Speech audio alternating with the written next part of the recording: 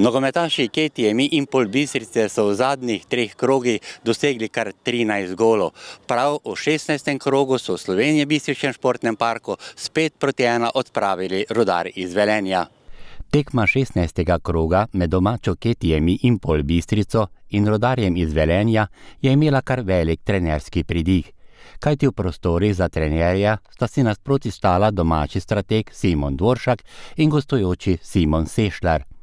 Oba omenjena stratega sta bila v igralnih letih, ki sta jih odlično odigrala, kar soigralca v Mariboru. Vendar se o tem na tekmi ni govorilo, kajti v ospredju so bile drugoligaške prvenstvene točke. Te pa so kljub začetnemu vodstvu Knapov ostale v mestu Aluminija. Vendar so v domačem strokovnem štabu imeli odgovor tudi na takšno igro. Trenerji imamo možnost pogledati, analizirati vse tekme in smo točno pričakovali, da bojo tako odigrali. Teda v ničemer nas niso presenetili in ravno zaradi tega je bil tudi plan tekme. Skozi teden smo igravali neke zadeve in predvsem smo šli na ta preskok pa lovljenje druge žoge.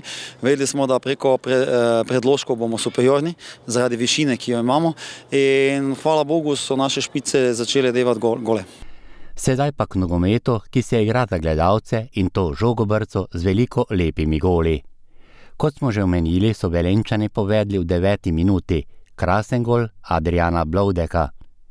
Vidmar je 6 minut kasneje z golove črte preprečil drugo veselje v tekmi gostov.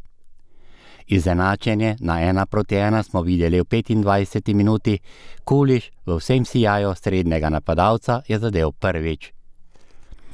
V 36. minuti bi lahko zadel za vodstvo domačih.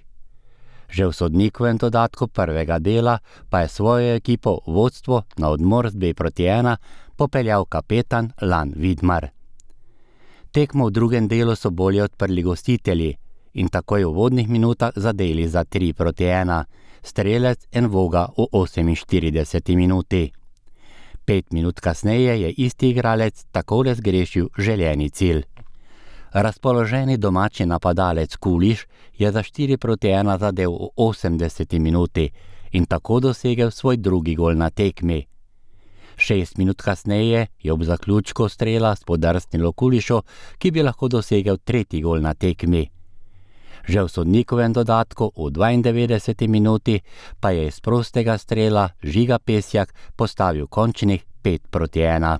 Moram reči, da ni bilo tako enostavna tekma, ker rezultat mogoče malo vara. Rudar Velenje ima zelo tako zanimivo ekipo, strukturo ekipe, dosti igralcev, ki so zelo živi, tehnično dobro podkovani in ravno zaradi tega smo mi se odločili za en stil igre, ki ga jaz ne preferiram, ampak vzameš tisto, kar imaš in koristiš močne adute in to je točno danes se tu zgodilo. Varovanci Simona Dvoršaka so v zadnjih 3 krogih dosegli kar 13 golov, kar je verjetno tudi klubski rekord doseženih golov v 3 tekmah. Moram reči, da delamo dosti na zaključku, delamo dosti v fazi napada, na treningih, ampak ključna je mentaliteta, razmišljanje in pa določena mentalna priprava na samo tekmo, vizualizacija določenih stvari in upam, da me poslušajo in da delajo to očitno, no, ker smo začeli zabijati. Že v naslednjem 17. krogu pa bistriško ekipo čaka pomembno gostovanje v Lendavi pri ekipi Nafte.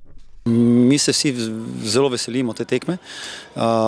Super objekt, super ekipa, močna ekipa, kandidat za prvaka in proti takšnim ekipam je absolutno, bom rekel, poštarsko gušt igrati.